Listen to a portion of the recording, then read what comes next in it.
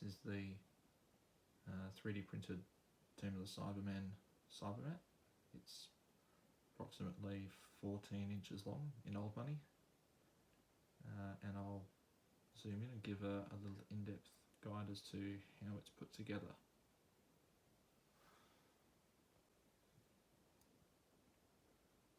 Alright, you can see the eyes are 2 ping pong balls with some small LEDs hot glued in. The motors, it runs on a plywood base I should say, and the 3D printed top is held on with some rare earth magnets. The motors are make block TT style motors like you would have in an Arduino project. The motors are both being driven by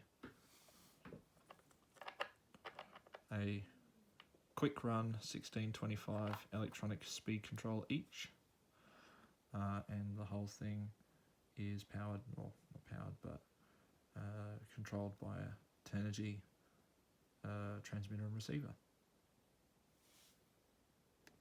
Everything's controlled by this receiver, a 10 energy 9X 9-channel receiver, I think. This is my first time with anything radio controlled. The little antennae I just drop in just to make it easier if any young people decide to grab a hold. There is a switch on here for the eye lights to come on.